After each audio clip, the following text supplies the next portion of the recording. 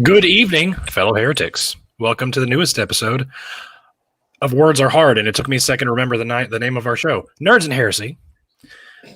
Tonight's guest is Norse.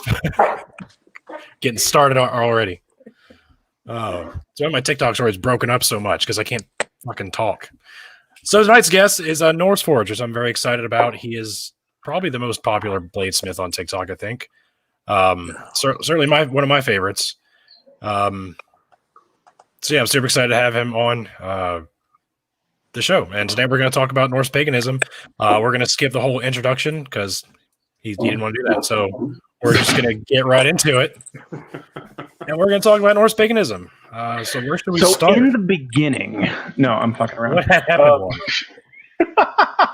What? I was just like, what had happened was. What had happened was. No, I mean, there's a concept in Norse paganism that I kind of love because it ties back to so many other world cultures that have this sort of common narrative in their mythology. Because in Norse paganism, the plane that we live on, Midgard, is the corpse of Ymir. And that's, Genesis 1 in the Bible is a retelling of the Enuma Elish, as we keep saying over and over and over again. And in the Enuma Elish, the world, the land masses that we live on were built from the corpse of Apsu, the waters of earth, right? Yep. And that shit happens in so many different religions that it's kind of crazy to me. But I love that particular aspect of learning about different mythologies, is seeing all the interconnected shit. Yes, it's super fun trying to figure out where it all came together. So how about you Norse, where you stand on Norse paganism? I like to tell people, because I get asked all the time, especially on TikTok and stuff because of my name, are you a Norse pagan? I'm somewhere in between nothing and pagan. That's fair to say. That's pretty much where I'm at, I think. Yeah, because there's so many different, paganism is like a spectrum, there's so many different types of pagan and how deep you are into paganism, it's really hard. Yeah, and my wife keeps. Oh, you're good. No, I was just saying, my wife keeps saying I'm a secret atheist because while I'm like a Celtic Reconstructionist and a Druid, my beliefs lie in this idea that all of the gods are either deified aspects of nature or people who were real and lived and were deified after death. And so it's like, well, that's not really paganism. Like, fuck you. You don't get to label me. Yeah, there's a whole thing with labels. I get that a lot too. Like, you're not actually atheist, you're agnostic. Like, whatever, dude. I don't give a shit. Call me what you want. It's kind of like that in paganism. Like, it's hard. There's so many different labels out there, and everyone has a different understanding of. Will you stop that? Sorry. Yeah, thank you. There's so many different labels, and everyone has a different understanding of each one of those labels. So it just becomes like this big game of who am I? And so it's hard to like fall under a certain label, Well, hell, in Norse paganism, there's and I'm probably going to butcher this, but it's Asatru, and then there's Norse paganism, and then there's Wodinism, and then there's heathenry. And to my understanding, like, Asatru is specific to Iceland, right? So it's like Americans that claim it. It's like, no, you're not. And then like, there's a distinction between Norse paganry and actual heathenry, and I can't remember what that is off the top of my head. I just looked all this shit up. Shame on me. Yeah, I didn't look at anything. Well, I should have. I've had a busy day. It happens. What all did you set up over there? I can't read those books. I don't know about heathenry. I mean, that's. I've heard people say, "Oh, I'm heathen," or I'm in heathenry, but I don't know the difference. I mean, I know paganism. I don't know if there is a difference, to be honest with you. I'm trying to remember. I feel like it's similar to the distinction between like Celtic neo-pagan and Druid, which is that there really kind of isn't one. Or at least neo-Druidism, right? Which it's pretty far. I feel like this is true of every religion that exists to an extent, is that they're pretty far removed from their origins, right? And so I talk about that a lot with Celtic mythology, is that like the Druids didn't revere the gods. Now Celtic neo-pagans try to revere the Celtic gods. It's like, that's not really what the Druids were about. And I feel like there's a similar distinction in like this sort of like reverence and knowledge of Odin today, whereas before, like, he was kind of seen as honestly, like, as feminine, and therefore almost not worthy of worship by the Vikings. But today, like, we understand him based on like the Marvel depiction of Odin and not how Odin actually was. Yeah. And we were talking about how like Thor is actually a huge asshole. And no one knows that today. He had a like he has a goat that produces meat nonstop. Like everything grows back that you cut off of it, so it's an endless meal. And like someone, did he give him a piece and then he changed his mind and then he like wanted to kill him and instead killed the goat? I can't remember, something crazy like that. One of his goats is constantly growing and the other one's constantly being like spliced for meat, which doesn't really make sense when you just like imagine that, because it's like an elevator that only goes up and one that only goes down. Well, eventually they'll hit the top and bottom floors and then there won't be anything left, right? So that is kind of a weird sort of allegory. But yeah, he slaughters one of his goats to provide meat for this guy.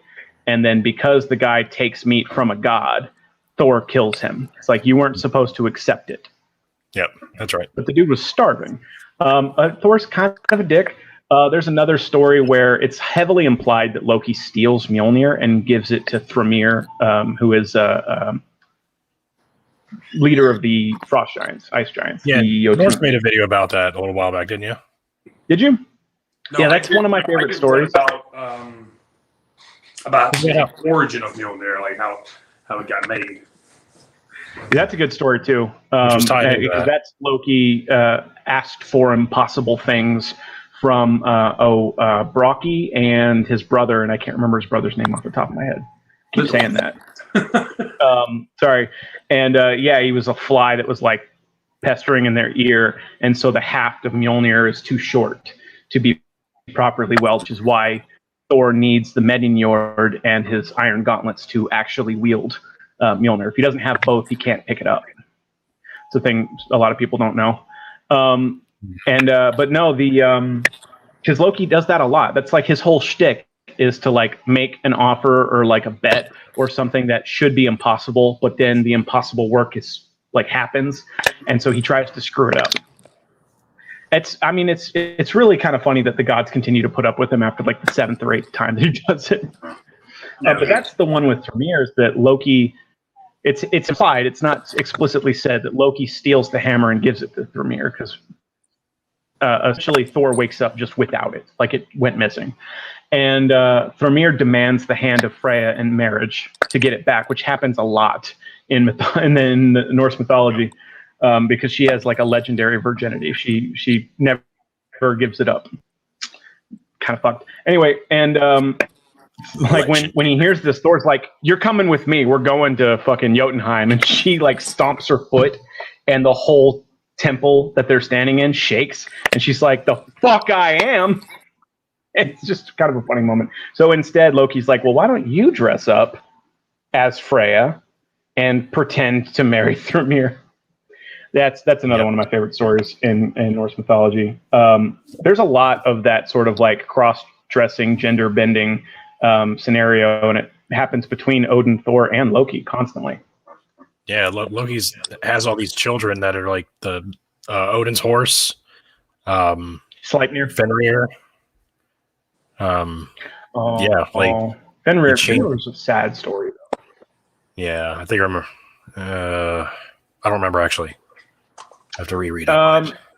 Tyr's my favorite Norse god, and he's kind of the one who like raises Fenrir and plays fetch with him and gives him belly rubs. And well, all right then. No, the gods know that Fenrir plays a part in Ragnarok, so they're going to tie him up. And to do that, I think it's Brocky and his brother again have to craft like impossible chains, which they use like the footprints of a cat and like a whisper from a cloud and something else. I don't know. I don't remember what all it is off the top of my head, but there are 4 impossible things that they use to create chains to trap Fenrir. And the gods sort of trick him into doing it. And he's like, all right, well, if I'm going to do this, I want one of you to put your hand in my mouth. And so Tyr's the only one who will volunteer to do it because he doesn't want to detain Fenrir in the first place. And then when they capture him, Fenrir bites his fucking hand off. Yeah. Like he puts it in his hand and says, this chain isn't going to hurt you. It's just they wanted it around his neck so that they could like see that he was where he was at all time or something like that. I don't remember. And then he put his arm in there and was like, if it does anything to you, you can buy my arm off. Like nothing's going to happen to you. It's cool. And then so like he knew that he was going to get his arm bit off. That leads to one of my favorite skins in Smite, which if you don't play Smite, Smite's amazing. Not sponsored, I just love it. Tyr is a character, and he has a sock puppet named Manny. Sponsor us, Riot Games. No, he's got a sock puppet named Manny in the game, in one of his skins. And the sock puppet has a voice. Because he's missing a hand. It's fucking funny. If you don't play... We were also talking about how white supremacy is backstage. We're talking about how white supremacy is like culturally appropriating Norse paganism, and like we're talking about your tattoo, Norse. Like, have anyone accused you of being a white supremacist because you have a rune on your neck? Oh yeah. Is it a Volknut or is it a rune? Let me see. It's a rune.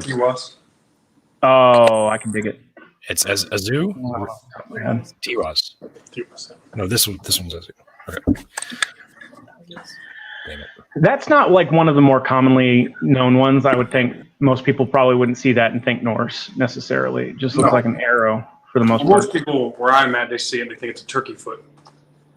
A turkey foot. I think it's a turkey footprint because I live in the South, so. Okay. And you have chickens. I do have chickens and ducks. No turkeys though. And goats. Now I'm trying to remember. So one of the more common ones that the white supremacists and the Nazis took was the Volknut, and I'm fairly certain that is a symbol that they only ever really found on tombs, and it designated someone who fell in battle that they thought was slated for Valhalla. And so it's like people who get that tattooed on their body today, like even Norse pagans and not necessarily white supremacists, I think you're almost invoking like the wrath of those gods were they to exist, that you are declaring yourself worthy of Valhalla rather than posthumously your friends and family doing it, Yeah. So especially like the Nazis and whatnot, it's like you're definitely not getting in. Sorry. But what kills me about the whole white nationalist thing is they're usually Christians. Yeah. Right. And like figure that out. The fucking shaman dude from the insurrection, January 6th, had something tattooed on his body, but he was also wearing a fucking coyote skin and claimed that an Apache shaman gave it to him or some shit. Yep. He held a sign that had something about God on it. And it's like, you're wearing 3 different cultures right now. Pick one. Yeah.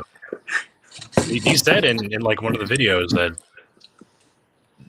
praising Jesus or something. Yeah. I'm pretty sure Jesus. There's a weird like hodgepodge of cultural. I don't even know what to call it. Well, fuck. He called himself the QAnon shaman. And it's like that word alone. That's pretty antithetical to Christianity. Yeah. Well, that's the thing, especially about Norse paganism, is everyone in that whole white supremacy thing has always tried to bastardize the fucking symbols and make it fit their crazy agendas and stuff. I mean, it started with Hitler, and it's always been a thing,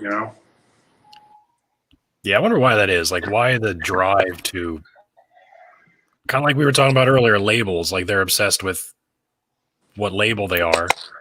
and they like this idea over here, and they're like, I want that, and then, oh, this over here, I like that too. I want that to be mine. And so they end up being this. I mean, I know we're three, white mask presenting people. I mean, y'all are men, but I'm not. Anyway, but it's like it's definitely a white people thing, I think, to an extent. Oh yeah.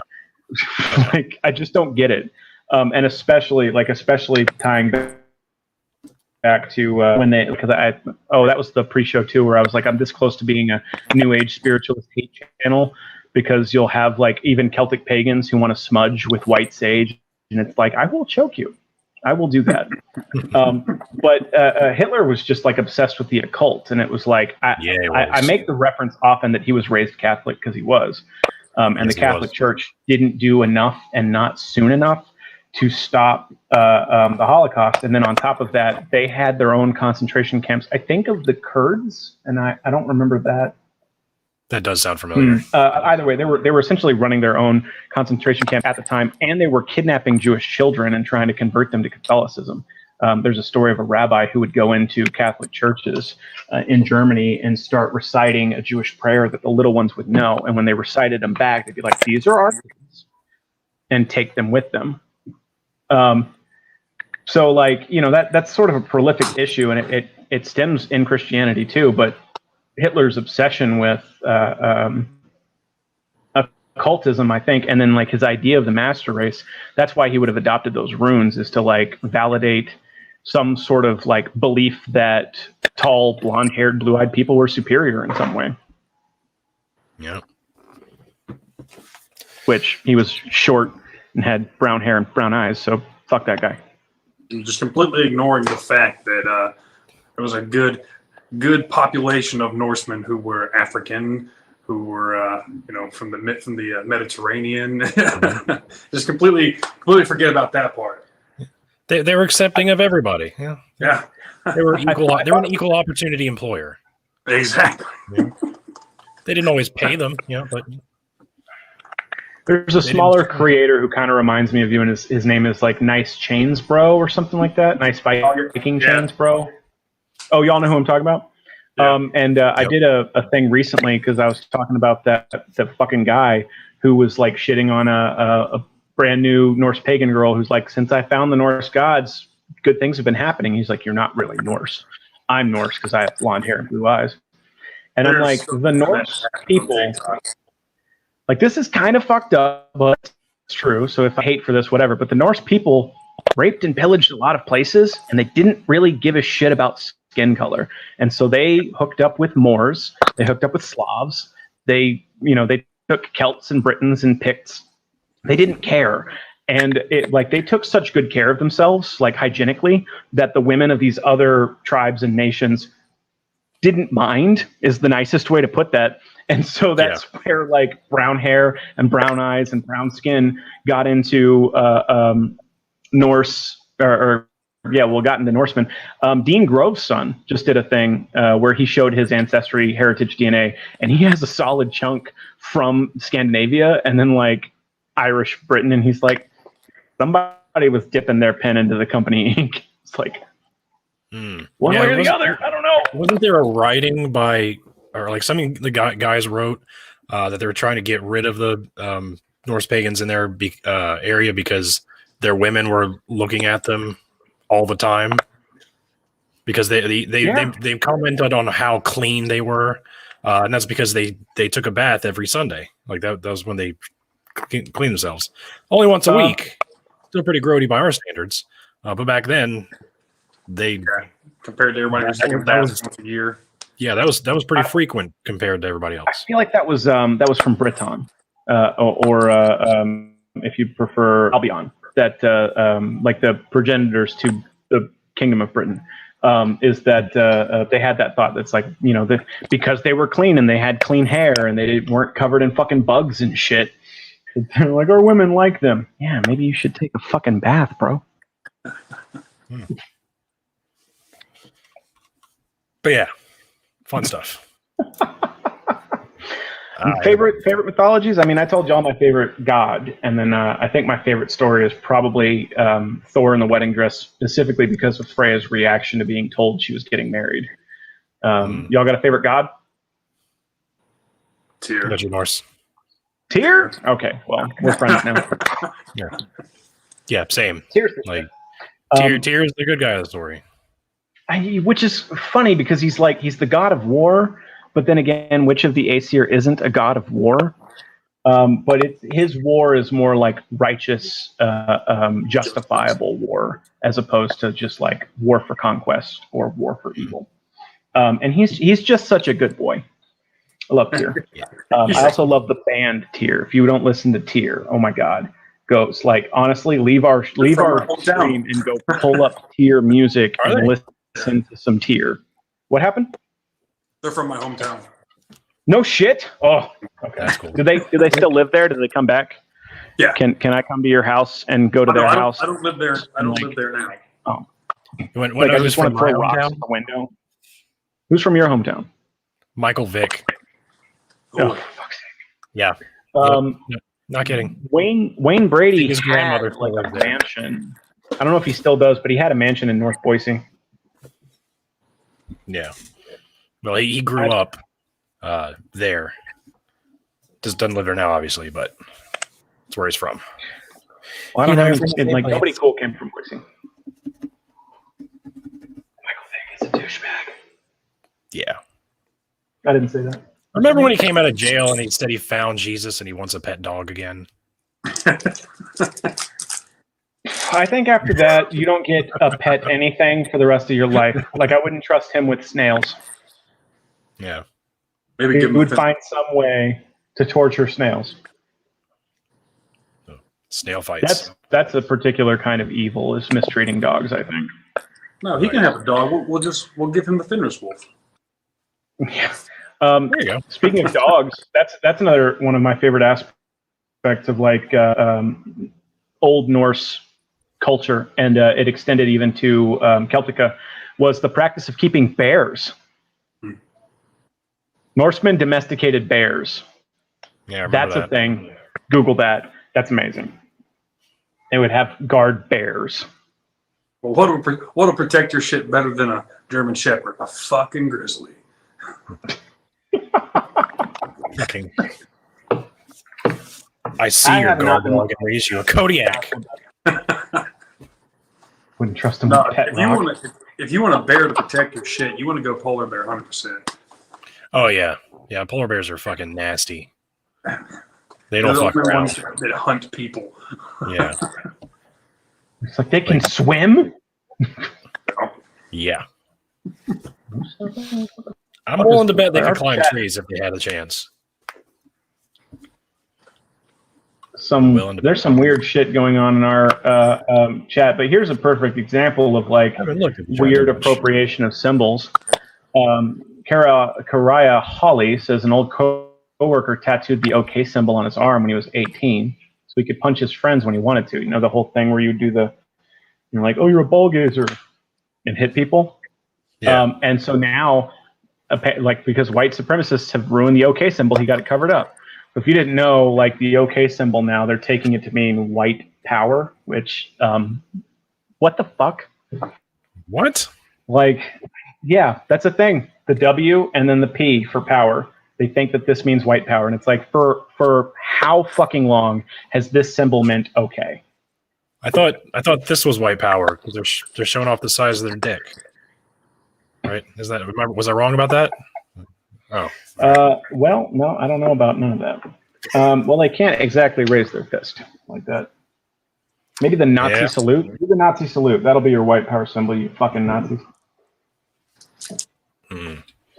Remember when Kim Davis did that? Like she literally like did that and then like quickly was it her or was it? I forget who it was. No, it was. Somebody did the fucking Nazi salute. Yeah, like a Kim Republican? Davis. She was the one who refused to sign. It was her. Like when she got that celebrity status for doing that, and she went out and she like addressed everybody. She was like, "You are all strong people. Praise Jesus!" And she was holding her hand out like that the whole time. with like palm down, it's like fingers together. Like, oh, you're not even trying to hide it anymore. That's another symbol appropriated by dumbass fucking racists is the Punisher skull. That pops up a lot. All kinds of like ultra white nationalist shit. And it's like Frank Castle would behead you. Yeah, he would. For doing that. Okay.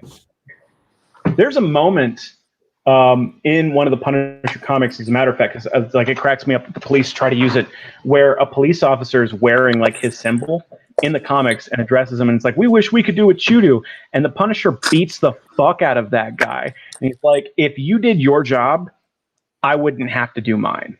You don't fucking wear that shit. And it was like, the Punisher story has always been about corrupt police, like from day one. So, Punisher is awesome. Punisher's probably my favorite Marvel, next to maybe Ghost Rider. Like that's real close for me. And neither of them are like heroes. So it's amazing all the things that they try to appropriate that is actually completely against. Or I remember when the Super Straight thing was coming out, and I made the video being like, "Hey, those colors are the same colors of Slade, who was a pedophile." Or no, they made him his They made him their mascot. Oh, I wouldn't be surprised, but the reason they chose black and orange was because of Pornhub. Like the whole thing was a joke that started on 4chan, and they like specifically did it to include themselves into the LGBT to like sort of mock and like insult people. And like there's literally posts that you can go back and look at where they're like, we're going to use the left's tactics against them and call them intolerant bigots for not accepting us. And then they would try to put the SS first, right? And it was like, fuck everything about that situation in particular. So it's like, it was the Pornhub colors. They're like, this is our flag. And then, that wouldn't surprise me if they try to use Slade as a mascot, being that he's a fucking pedophile. And then just everything about it. SS is it's the Nazis' secret police. Like that, they stylized it like that. The whole fucking thing was a joke, but then people on TikTok who are dumb and gullible took it seriously and like identified themselves that way just to be transphobic. Yeah, that's it. That's the story. A bunch of dumbasses accepted a joke from 4chan Nazis because it let them be transphobic. Have I mentioned yet that I fucking hate people? That's about right. Like that's the best way to describe TikTok, I think, is just people who don't know any better adopting the latest trend, not knowing where it came from or what it means, and then later getting schooled by someone who does know what they're talking about. I think that's the cycle. That's the TikTok cycle. I'm gonna call that the TikTok cycle. New main stealing work disproportionately from Black creators, not giving any credit, not tagging them or using their sounds. And making money off of it. I think that's the perfect metaphor for TikTok. That's what you got to do to be popular. Steal material and not give any credit. And then sue people if they like question you. Yep. That's what TikTok is. It's just there for people to start shit. That's all it is. It is. Oh my god. Back to talking about the whole Norse pagan thing. I cannot tell you how many times, like every single day, I get tagged in videos where, like, there's somebody who, a person of color who's getting into Norse paganism or something like that, or they're wearing a Mjolnir or something like that, and you've got the super hardcore douche canoe who's like, "Better take that hammer off. That my ancestors would never let you." Yeah. That's so stupid. I feel like the majority of those people, if you just squared up on them, they would turn tail and hide immediately. There's a lot of people who just like 99% bark. Yeah. And the other 1% is cowardice. So. But it's like they're trying to gatekeep something they know absolutely nothing about whatsoever. It was just like you got all these people now who are like, they take things like Norse paganism and they claim, oh well, I like this, so I'm a Viking. No, bro, you're not a Viking. Viking was not a race of people. It was not a religion. It was a fucking job. Yeah, it was a job, is what it was. You were a Norseman. You went on raids. You were considered Viking, but they didn't even call themselves Vikings. That was a name given to them by the English, or what? Yeah, I was about to bring that up. They were the Danes, right? Or Norsemen or Northmen. Yeah. They were. I mean, essentially pirates, which was just kind of style. Losing you. There you are. All right. Me? You froze for a second. Yeah. You're good now. And I said they're essentially pirates, but like that was. I mean, to feel like trying to validate something that's kind of fucked up. It was a different time. Yeah. It was a way of life. It worked for them. Fuck. It's hard to talk about olden times and try to like defend anybody and then be, in any way, what's the word I'm looking for? Like apologetic for it. Like, name a culture that didn't have some kind of fucked up practices. Try. You can't. Yeah. Celtic paganism wasn't so much to religion, but there were all sorts of cattle raids where different tribes would just beat the shit out of each other and steal each other's cattle. Yeah. Fun time. Every culture throughout history. Who got banned? So I'm sorry. Somebody Witchery said, "Oh my God, did you get banned?" I don't know who they're talking to. Connection issues this time. No, I think we're good, Dustin. I don't know. Apparently, I dropped out for a second. Well, I mean, this might be a good time to talk about that other thing that I brought up in the pre-show. My which live is sort got of banned. interesting to me. Your live got banned? Yeah. What were we talking about? Did you show your dick? There was like 30, not this time. There's like 30 people on there. Why the hell are they in your live and not in our YouTube? Yeah, great question. Why? You were blocked by Live a access bunch of suspended. theist dickbags who are going to praise Jesus for doing it despite like 50 people reporting you. It was probably some jerk off did that was it. like, "Hey, this guy just said I'm not a Viking. What?" Yeah. Well, that's what we're talking earlier, that they've got this sort of like idea of the Nordic gods from pop culture, from Marvel, from even like Skyrim to an extent. I feel like some people get like their ideas of Norse people and how they treated their gods from fucking video games and shit. And it's like we were talking earlier that there are certain aspects of, well, honestly, transgenderism, cross-dressing,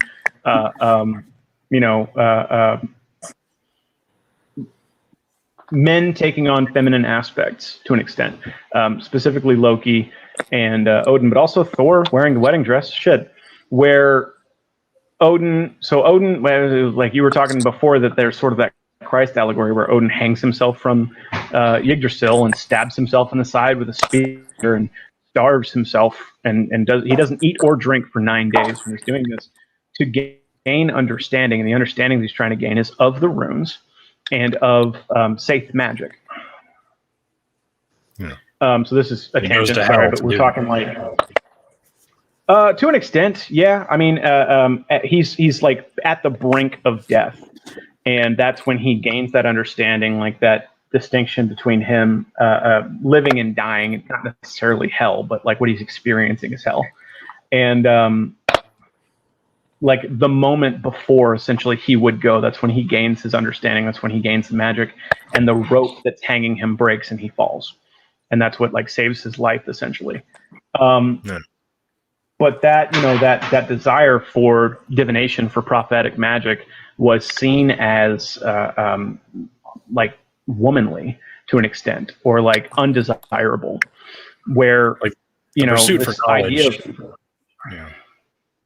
well, yeah. So that, but that ties to Nordic culture in that like women were considered the sorcerers, but like they honestly considered magic to be sorcery, right? So women handled like the trade of goods and like the household. So like that idea of Odin as like this benevolent, kindly old man that really has nothing to do with actual Nordic mythology. He's very cunning, he's very devious, and he's sort of obsessed with power to an extent. Honestly, very similar to Loki, who isn't his child, adopted or otherwise. Loki's his brother. Yep, he's Odin's brother. Yep. Yeah, and so Odin had this sort of feminine aspect to him that was distasteful, is I think the best way to put it. And then Loki changes genders to Earth 2, Sleipnir, and Fenrir, like you were saying, and that was seen as distasteful, including like Thor's cross-dressing as a woman. But then you have Freya and Sif and other goddesses who like displayed and embodied femininity, and they were venerated for it. So it wasn't femininity itself; it was that aspect of men taking on feminine role or striving for feminine things that was seen as wrong to an extent. So it's like I say that almost every culture in existence has had legal homosexuality or like genders aside from the binary male and female. That wasn't really one of them. The Norse didn't really have like any kind of recognized third genders in their culture to an extent, or if they did, it would have been like a gender as opposed to men taking on aspects of femininity, though the opposite was fine too. Freya slaughtering people and having masculine traits was perfectly fine. I always tell people I just think that's interesting. I always tell people that, you know, the Viking age of Norsemen, they were the first feminists that ever existed, and a lot of people don't understand that. It's that, you know, in the culture, even, you know, at home and in family life and stuff like that, the man wasn't in charge. The man wasn't in charge. It was the wife that was in charge. She ran the finances. She ran the home. And if she wanted to go on a raid, she'd grab a fucking shield and join the boys. You know, it wasn't looked down upon. It wasn't this differentiation between, you know, male and what's female. You know, what's masculine, what's feminine. If you did this job and you did it fucking good, hey, more power to you. Yeah, and, the women were in charge of the home, and the men were, you know, hunter gatherers. They go out and hunt and bring the food back, but the woman was in charge of the gardens, the house, and so yeah, she ran that shit in that culture. Now, fucking people today would think that, use that to like, what's the word I'm looking for? To claim that the role of the man was more important because he was gathering meat. Yeah. Like the fact that a woman is as the head of the household is like makes her weaker. Like even in Christianity, you know, like respect your husband. He's the head of the household, even though no, the fuck he's not. The woman does all the work. Yeah, that wasn't the case with the Nordic people. Yeah, it was completely opposite. Well, it wasn't the case with fucking anyone. That's the thing. Is like anthropogenically or anthropogenically. Yeah, anthropologically. I feel like that's the right word. Sorry, anthropogenically. Anthropogenically is human created. Sorry, anthropologically. Thank you. Anthropologically speaking, the reason that men were hunters and women were gatherers was because the other things that women did, aside from just gathering food, men didn't feel like capable of doing. Because again, that was, and not just in Nordic culture, but that was seen as like a form of magic, basket weaving, making pottery, invention, you know, building like houses and things. That was all like women had figured out like the magics of the world. And so you could send men out, you could send 5 or 6 men out to slay some giant beast that's terrorizing the village or that would provide a lot of meat. Because if you lost 2 or 3 men, it wasn't a big deal. But if you lost 2 or 3 women, that was devastating to that society. They would have lost so many, like herbalism, like the idea of like medicine, poultices and things that they figured out that could, you know, made from the bark of a willow tree. That's all shit that Christianity burned women at the stake for, claiming it was witchcraft. No, that's fucking science, bitch. Sorry. So it's like, that's why that existed. You could lose however many men, as long as one was alive to make more babies, you're fine. But if you lost that many women, your fucking village was done. Yep. And so whether or not Norsemen were the first feminists, I don't know if I really know. Probably could be, but like that shit, there's other matriarchal societies too. Celtica. So I talk about the ancient Brehon law. I've done that before, where it was like in Middle Eastern cultures that arrived, Canaanites, Babylonia, Sumeria, Assyria, and especially Judaism, now Christianity. Women were beholden to men, and they could only divorce for certain reasons. In ancient Brehon law, there were numerous fucking reasons why women could leave their men and take half, if not all, of the marital assets. And the same was true of both Albion and Scandinavia until the Christianization occurred.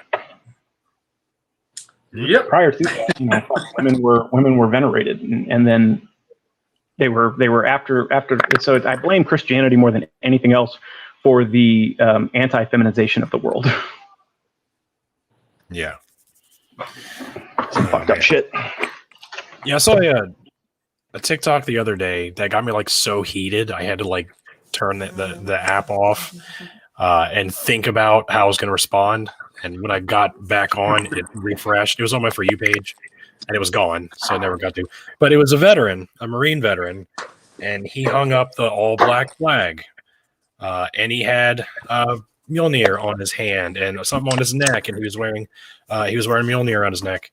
And I went to his bio, and he said, "Hail Odin," in the bio, and I was like, "Okay, you're a veteran, flying the black flag, claiming to be Norse pagan. Like, you're pissing me off on like 3 different levels here." So, what was the video about? It was just him hanging the black flag, which means no surrender, no mercy. Okay, I was about to say, you're going to excuse my ignorance here. I don't know what the black flag is. Yeah, it's the American flag, but it's all black. It's all blacked out. It means no mercy, no surrender, no prisoners. And I'm like, what fucking war is happening right now that you're not going to take any? What fucking fantasy land do you have going on your head where you think you're not going to be taking any prisoners and there's going to be no survival? Like, but where do you live right now? Definitely not indicative of the U.S. military's policies, and it's not indicative of Norse policies. Exactly. They take prisoners. What's up? You want to be Norse? You're Norse now. Yeah. Anyway, so want to talk about your knife making at all, Norse? What? You want to talk about your knife making at all? Am I doing your knife making at all? Scissors. Did you want to talk about it a little bit? Currently my grinder took a shit, so I haven't been able to do anything all weekend, and I've been losing my mind. I saw that. Didn't it like lose power too, and you left your propane tank on? Yeah. Well, so this happened the day before, and hell, Captain, let me move my shit. On these grinders, they're very specific to their bore, and one of my bearings ended up blowing out and it got caught on the axle, which threw it off and sent wheels across the shop and everything else. Ooh.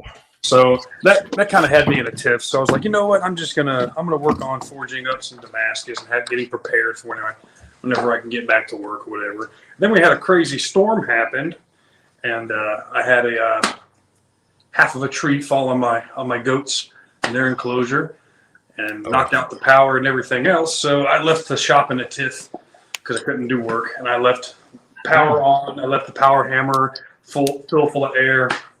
I left the gas on my propane. I didn't have the valve open, but I left the gas on. And I went inside and ate food and got showered and all that. And I was like, shit. Yeah, all that stuff's That's just a comedy of errors, man. Are you all right? Fuck, I thought my week was bad. I can't keep my kids away from my grinder. They keep wanting to fuck with it. And one of them put a gummy candy on the belt. And I turned it on, and I started hearing this like weird fucking noise, and I turned it off, and now it's like the grinder's fine, and I just scrape it off of the belt, but it's on the wheels now, and like I can only get so much of it off, so it makes a weird sound now, and there's this goop on there that's like fucking welded to it somehow. Every time you turn it on, you get the aroma of gummy bears. Yeah, kids, and they like to play in my water bucket that catches all the files or the shavings. Yep. They stick their fucking toys in there and shit, and like, go away. I dropped a whole tank of ferric chloride. Oh no, that shit's expensive. Yeah, and acid. It's damn dangerous. So now that floor looks like that. Oh. Yeah, ferric chloride is an acidic etching compound. Is that what you use to make the layers in Damascus show up? Mm-hmm. Yeah. See, I know a couple of things, but that's just because I watch like Men at Arms and fucking Which you were gonna go. You submitted another application to go on one of those shows, or the TikTok Forged and Fire. Forged and Fire, yeah. Yeah. Yeah. I keep applying. Well, I'm friends with Doug Marcaida now on TikTok, and he told me that I when he first friended, I had to apologize because so many people was tagging him in my videos and stuff because they thought, Doug helps, chooses who goes on the show, and that's not the case. Obviously he's a judge, he's not casting, but there was like 200 or 300,000 people that tagged him in the video, and I probably apologized to him about that, and he's like, you know what, don't worry about it, it's cool, come listen to all the casting. Nice. Oh man. Well, fuck, if he can, if he knows, I would think he would know who the casting director is. Be like, hey, this dude's got how many? You got aren't you close to Deadpool's, or you have more than him? You're nearly 500,000 fucking followers. 350 or something. Yeah, so a third of a million. Well, only a third of a million. Oh, you can only fill fucking Yankee Stadium 10 times. Okay. Sorry, but just be like, this dude's got this many fucking followers, so if he posts his shit, that gets us fucking more attention. Yeah. So what's the overlap there? I mean, I'm sure there's plenty of people who follow you and them, but how many don't or don't even know about it? Well, fuck, I forget where you're at now. I know you're over 300,000, Rick. Yeah, 352. Yeah, and I almost hit 50. Right. I might do something for 50. I don't know. Do some kind of 3-minute video, fucking explaining Lucifer and Satan in hell for the 80 millionth goddamn time. I don't know what I'm gonna do, but so that's 400,000 between us, and I'm sure there's overlap there. But it's how many people even know that we do this? Because we put it out every time, and we'll get however many likes. But then every week we're like, oh, I didn't know you were doing a podcast. I got tagged with you in a thing recently that was like, y'all should do a podcast together. Yeah. fucking we do. Funny you should mention that. We do. Prepare to have your day made, my friend. Oh, fuck's sake. All right. What happened? Oh, no. I thought you were bolstering up to say something else. Funny you should mention that because XYZ, but no. Oh, no. We're talking about Yeah, I missed the reference. I'm stupid. But yeah, I was just fuck me. We talk about it every week, multiple times a week. And there's a link tree in my... It's the same as people are any fucking books. And it's if you click on my shit in my bio, you'd know that there's a fucking book list. Yeah. That shit. I answer the same 12 questions every fucking day. Yeah. Then what happens after you die? I get asked every time I go live, I will get asked that question 30 fucking times. Fucking no, literally no one knows. That's what happens. Nobody fucking knows. Anybody who says that they know, full of shit. The most plausible answer is nothing. Okay? The most plausible answer is nothing. We have no evidence of anything else. That's why the most plausible answer is nothing. But we also don't. There are things we know, and there are things we don't know. But there are also things that we don't know that we don't know. I think one of my favorite questions is, how do I learn everything that you know? Go to fucking you have to be a diehard Christian for 15 years and get a fucking degree in it. That's how. You think I'm just gonna people go on my Instagram and ask me that? You think I'm just gonna type you everything about the fucking Bible and Christian history that I know? What do you expect in here? I don't get people. Yeah, that's and that's the thing is you'll get people, especially Christians, and you think, well, then prove me wrong. Well, then do this, and it's I have 150 characters or 60 seconds, unless I want to take the time to make you a 3-minute long video. And it's if you would go back 3 days in my fucking feed, you'd find videos where I already discussed this. So it's you're expecting me to post one thing or provide one link or do one thing that would fucking prove me right and you wrong, and it's more complicated than that every fucking time. Every time it's more complicated than that. So I just, Well, don't you know they're special? They deserve their own video. They need their own explanation. If they have less than I don't know, this is kind of a fucked up thing, but especially if they're not following anyone, that's one where it's I'm not bothering with you. If they're not following with anyone, if they don't have followers themselves, and I mean like any. I'm like, I'm not wasting time with you. Sorry. Can't see the trolls, man. What else you got going on, but Lawrence? some of them are so fucking obnoxious that I can't not. There was somebody. Oh, I duetted Dean Grove's son talking about Olakun, and somebody was like, well, Olakun was stolen from Judaism, not the other way around. And I was like, okay, well, first of all, Yoruba is 5,000 years old, and Judaism is about 3,500 years old. So Yoruba predates Judaism by a lot, by like a lot. So Yeah. no. And but in it he said idiot Nigerian. So I was like, blocked. Not gonna fucking even bother with you. Fuck you. I literally hope that you die. I'm not trying to get our video taken down, but like, oh my God, I don't tolerate racists. Is that a bad thing? We're not supposed to tolerate racists, YouTube. Don't take the video down. Yeah, they already got rid of my live, so He was following me. I'm like, you're following me and you're racist? What'd you're talking about your live got taken down again? No, I was saying my live already got taken down, so they're gonna come for the show next. If they're smart enough to find it. Yeah, but they're not. They're not. So what else you got going on, Norse? What else can we talk about? Candy? Candy. Candy. That's a good one. Favorite candy, go. Paper candy? Yes. Okay, wait. We'll do category, all right? Favorite gummy, favorite candy bar, all right? What's the third one? Fancy candy. Fancy candy? Fancy candy. So like Ferrero Rocher. That's my favorite fancy candy.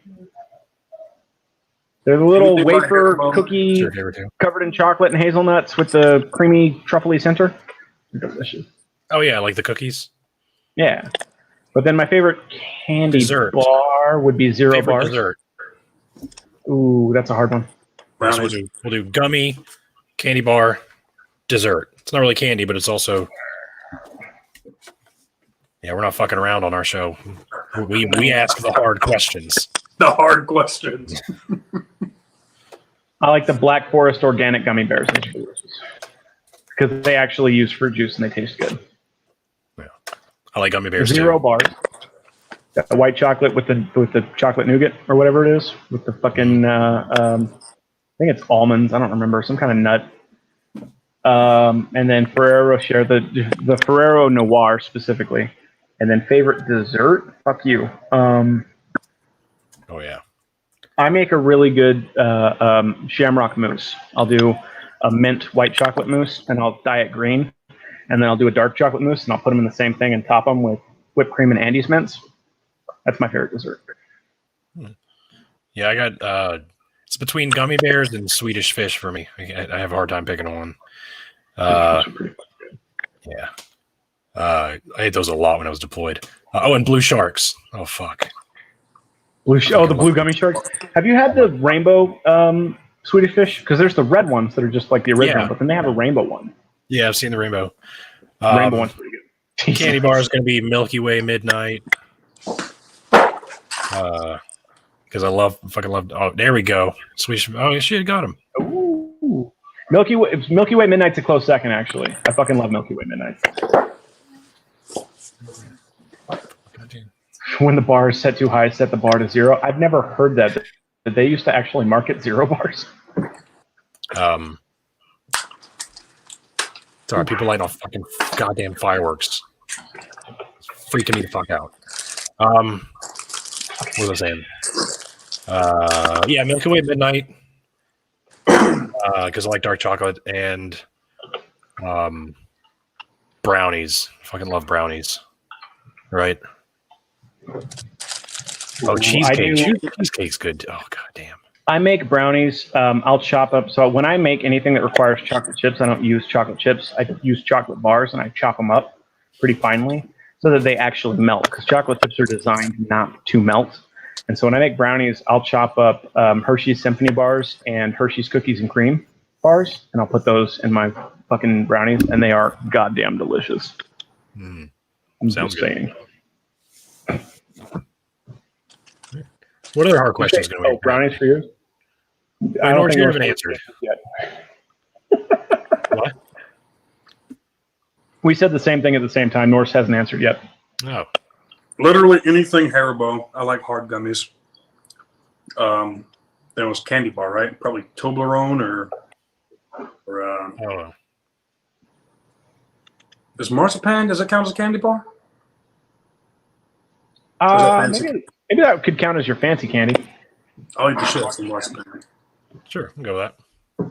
Favorite dessert though?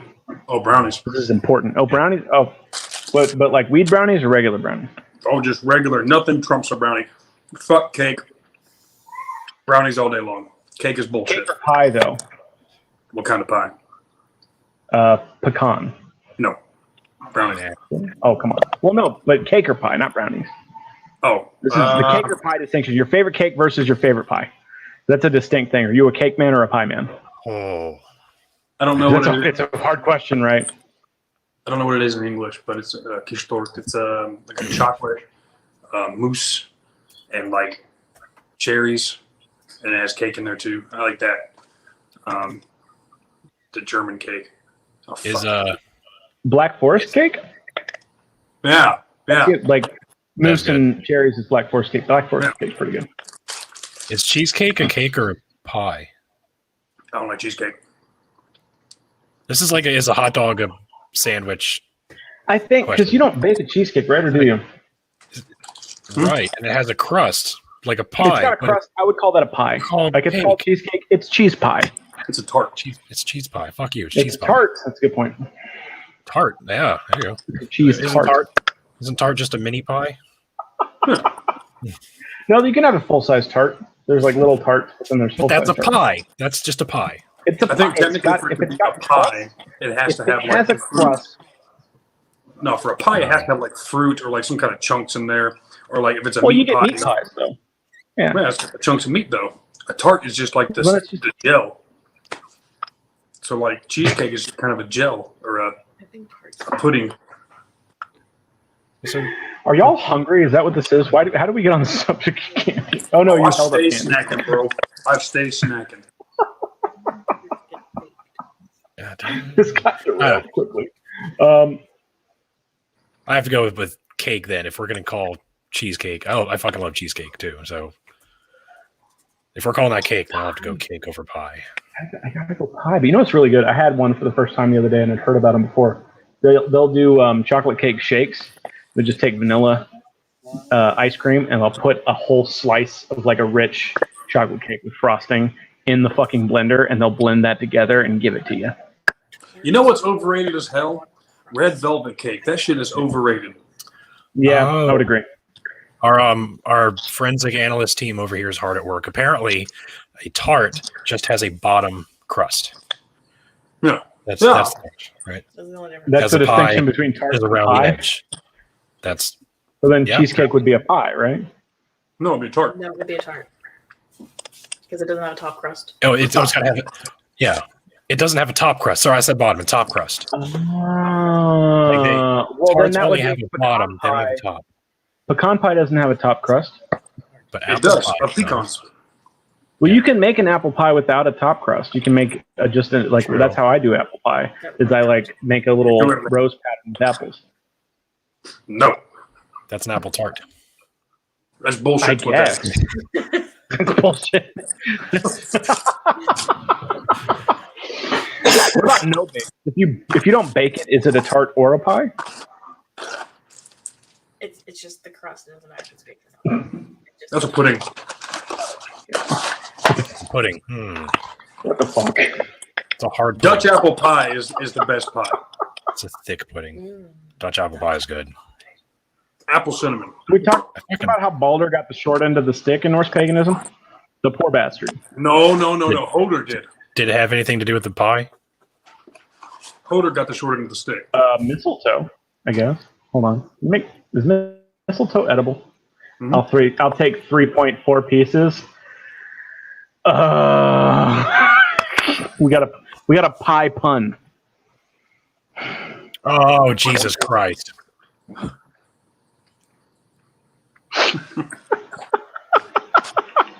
Sorry, you said Hodor? Hodor got the short end of the stick?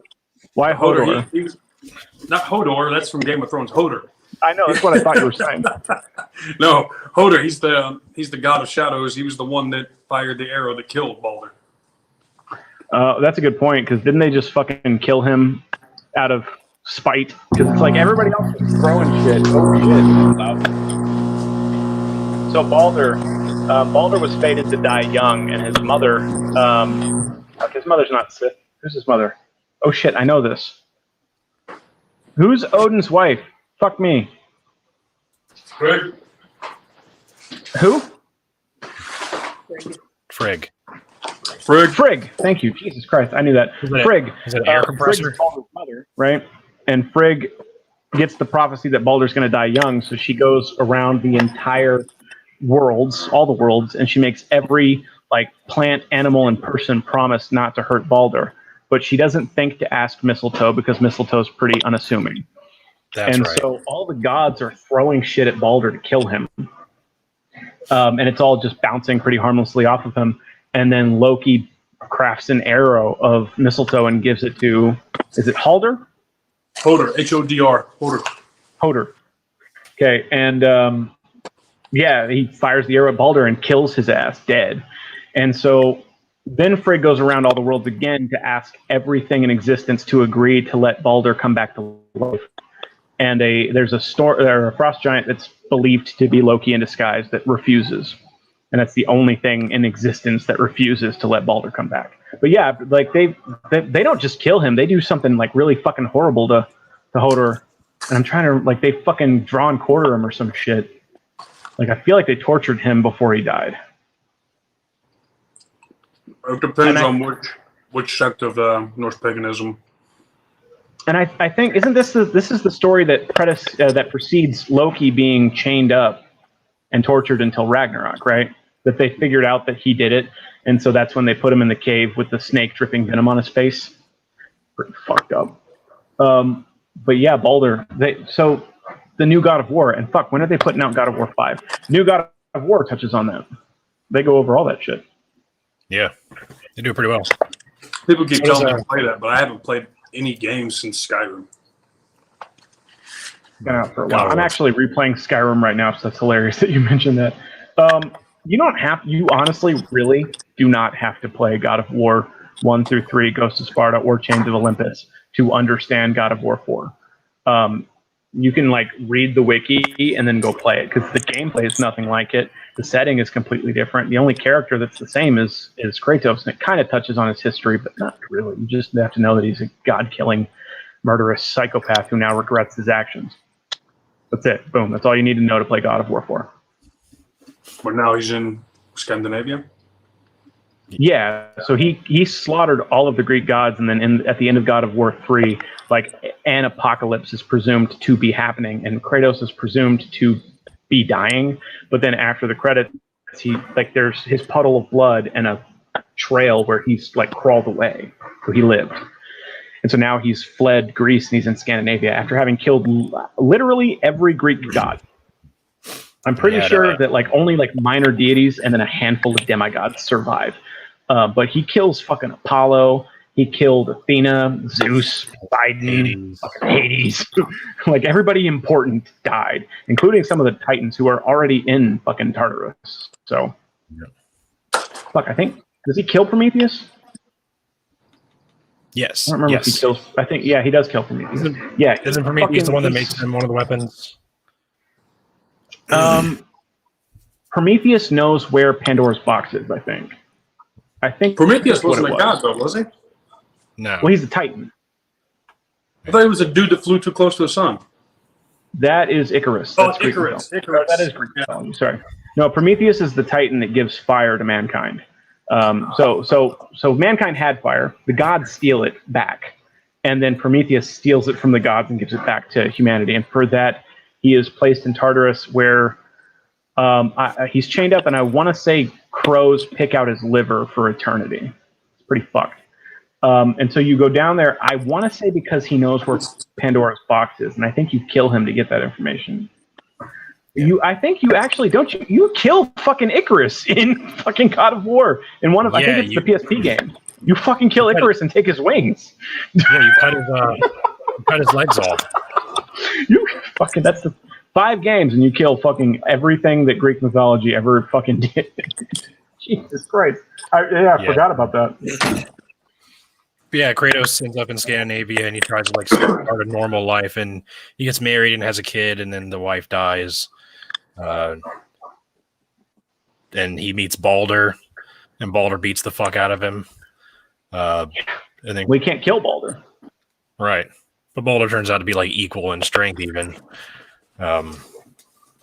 So that's kind of the whole thing, is trying to find a way to kill Balder. And of course, you meet Freya, and he wants to kill Freya because of the curse that she gave him. That he can't feel anything. That's all he wants to kill Freya. Okay. Yeah, because that's all he wants to do. Is die. Which is why he's picking a fight with Kratos. Yeah. But anyway, yeah. Yeah, that's I gotta replay that game. You do fight Thor's sons. Magnus and Modi. Magnus Modi, yep. I was gonna say Hugin and Munin, but I was like, that's the Ravens. Those are the Ravens. Yeah. Yeah, you fight them. You also, so that's the thing that made me violently angry at that game, is you fight 9 Valkyries. You froze. Fight Valkyries? Yeah, and they're like they're fucking like they're optional, and they're the hardest enemies in the game. They are harder than the boss fights. They're like harder than any fucking. That's some like Dark Souls level shit. Like fighting 100%. And the only thing I have to compare that to, I think we've slowly transitioned into our nerd phase, and we're still talking Norse mythology. The only thing I can compare that to, I think you talked about it too. We both played Metal Gear Rising in the fucking Senator Armstrong fight, because that last Queen Valkyrie took me like 6 or 7 hours to do. Yeah, that was. Yeah. I'll show you the only game that I play. Oh, Scrim? Oh, what am I looking at? Oh, that looks awesome from this far away. I can't. Is it? Wait, why does that look like Star Wars? The Neo Geo, but I have Samurai Shodown. Samurai Showdown. Yo, there's Mortal Kombat somewhere, but the card's not in it. I mean Ukyo. Who do you play? All of them. Oh, okay, well, fair enough. Whoever my just my 6-year-old favorite son doesn't choose. I like the speed draw that he does, where he cuts the apple. I pick whoever. Tell you what I want to do. I have what? I pick whoever my 6-year-old son doesn't choose. Yeah, that's not right. Not right. I've built these. I need to mail this one to Ricky with a couple other things. Which these, they're just Vitas, but I put firmware on them so that you can play any game that you want to, up to PS1 and PSP, and then obviously PS Vita. I also had something called a Retropie, which is a little box. It's like this big and bigger. And people have put them in arcade cabinets and connected them to permanent screens and used them that way to make like arcade cabinets. I want to build one, and I want to decorate it with like the Turtles in Time shit, and have like an actual arcade joystick connected to it, but then additionally have wireless Bluetooth controllers for it. Because right now I have wired ones that are really good. I want the wireless ones. I didn't get them originally because I don't want to have to fucking charge the damn things, but now I kind of regret that. But yeah, You do have what? You have what? I do have another game that I play. I have a Sega Genesis, and I play Boogerman. Oh shit, Boogerman! I forgot all about that game. Pick and Flick Adventure. Oh, Boogerman shit. Why did so the Sega got all the cool games? It got Boogerman. It got fucking Vector Man. Vector Man. It's like Vector Man was fucking hard. Yeah. Balls. You remember Balls, where it was the fighter game where you had people that were made of different little colored balls, and so there was like a fucking clown was one of the characters. That's who I always played as just because it was funny. I'm trying to think. No, but there were more like, because I feel like there were games that were for Sega that Nintendo never got that were like fucking Golden Axe and was Lost Vikings on? I don't remember, but no, I just feel like there was like this distinction between like family friendly games and then like the cool games that were kind of gross and fun, like Boogerman. Boogerman was the best. That was good times. I was like 10 years old, got that game. I was like, this is the greatest game of all time. Charge up your farts, and then you unlock like fart flying. Oh, good times. Good times. They don't make them like they used to. No. Yeah, once I got that, I was like, to hell with Mortal Kombat, to hell with Sonic. It's all about Boogerman. Yep. I'm trying to remember, that's doesn't right. he? So obviously he shoots boogers. That's like his primary move. But then doesn't he get like fucking atomic farts or some shit? Yep. Chili farts and loogies. That lift him up in the air. Yep. That game's so fucking gross. I love it. And you get to charge your loogies, you drink milk. Yep. Yep. Like, And you got to collect the plunger to build the ladders. Yep. yep. You have some fans in our comments. What do I? This garage. Mommy Foulmouth says that you're a beautiful piece of Nordic bait. Nordic bait. You know, it was She another calls good one. Bap Jesus bait too, so that's really funny. What? Jesus bait. Because You're saying there's another good game on Genesis? Yeah. You remember Comic Zone? Oh, is that because I keep thinking that Alex Kid Chameleon, one where you put on different outfits and you like have different powers, but like every time I go to look at it, it doesn't look right to me. I think Comic Zone is the game that I've been thinking about like 15 fucking years. You remember we had the thing where you were trying to remember the Cowboys of Moo Mesa? Yeah. You just unlocked like a fucking core memory for me. Is it called Comic Zone? Yeah, this is where you're pulled into a comic, and you even have to like break the white strips that are separating the boxes where the story is in, and then you go into the next story, and you make your way through an entire comic. That was a hard game. I played this one too, but this isn't the one I'm thinking of. Not the one you're thinking of? Look at Alex Kid Chameleon. Do you remember Attack of the Killer Tomatoes? Attack of what? Attack of the Killer Tomatoes? Yes. I The had cartoon? that too. Yeah, there's The game? Yeah. I never played the game, but I remember the cartoon. Heck yeah. Oh, for fuck's sake. That was another one. Was Home Alone. I remembered playing a Home Alone game where you got to skate around on a sled to go to different houses. There were like 7 different houses in the neighborhood that the wet bandits would hit, and you'd have to go into the house and collect materials to build traps before they got there to stop them from looting all of the safes in the house. And you have to set them up in specific places and do damage, and you had to like keep away from them because if they caught you, they'd choke your ass, which is kind of weird for a kid's game. And then That was the 90s, so. I kept trying to find it, and I was always find the Super Nintendo version, and I'm like, this isn't the right game. Like that game sucks. It was on the Genesis, and so I finally got it, and actually because of copy in the room. But yeah, that was another one that was just like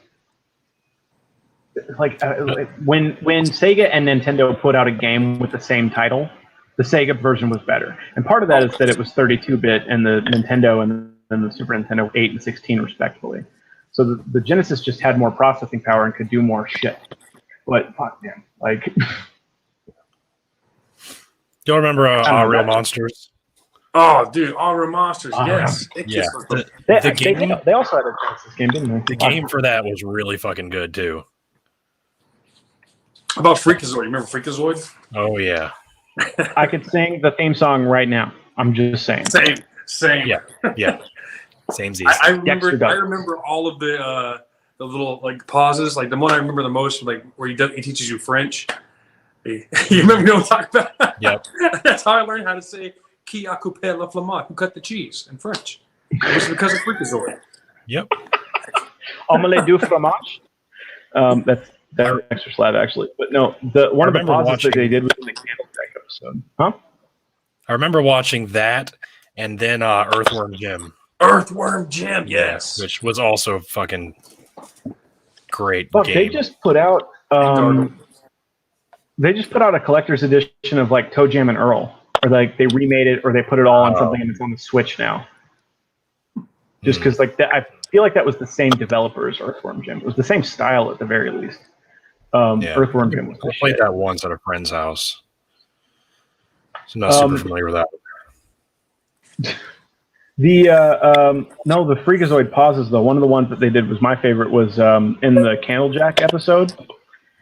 Like they're all tied up, and he's like, what are you going to do with this? I don't know. I've never caught this many of you before at once. Not a very bright group, are you? But then they cut to like when Freakazoid gets caught, and then he comes out of his like I feel like he like opens it this way, and it's got like a latch to it or something, and he steps out and he starts talking, and they like it's obviously them breaking the fourth wall. So then he's talking about like the kids being good actors, and he talks about the director and the animators and whatnot, and then goes and sits back down and closes it on himself. I fucking love that show. That show is like peak 90s ridiculousness, all wrapped into like that. If you want to understand the 90s, go watch all, I think, 26 episodes of Freakazoid.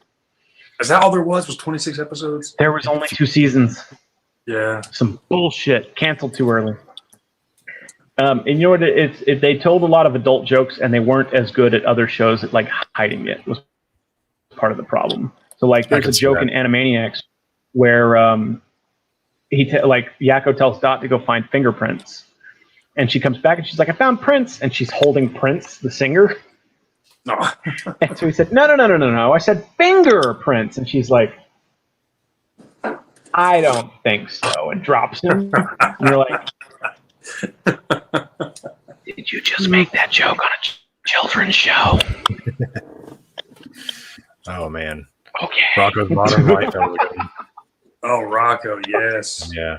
There was a movie that came out on Netflix last year or something. Yeah, recently. But they redid it.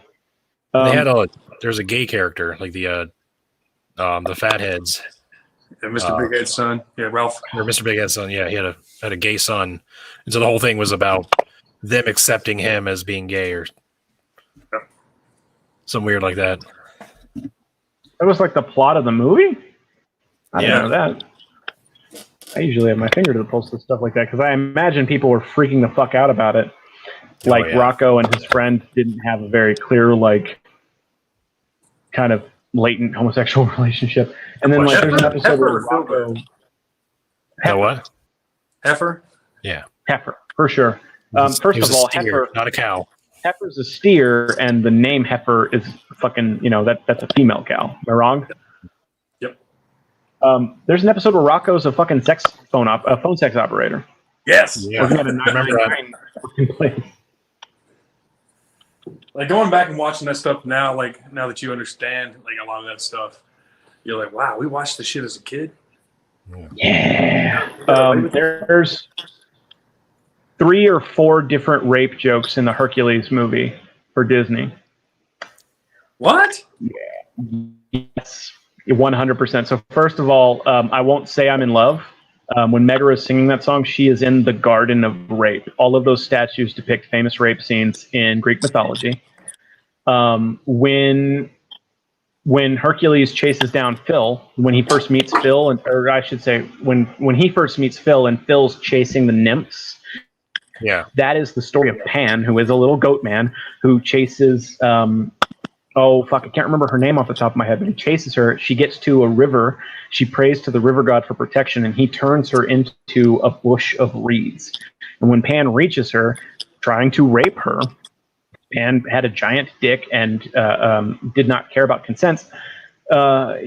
He let out an exasperated sigh, and the wind from his mouth blows over the reeds, so he cuts them to fashion his flute. That's a story about rape. And then the last one is that I can think of, and I think there's another one that isn't coming to mind, is when he and, well, I mean, it's not really so much a rape joke, but it is fucked up, where they're coming out of the theater and he's like, that play we saw, that Oedipus thing, man, I thought I had problems. Yeah. Yeah, that's another moment. And there's something else. And I can't think of it off the top of my head. But there's the Phil meeting the nymphs, and then Meg in the Garden of Rape are two big moments that it's like, if you know, you know, and that's kind of fucked up. Well, Disney's kind of notorious for doing stuff like that. Disney, oh, for sure.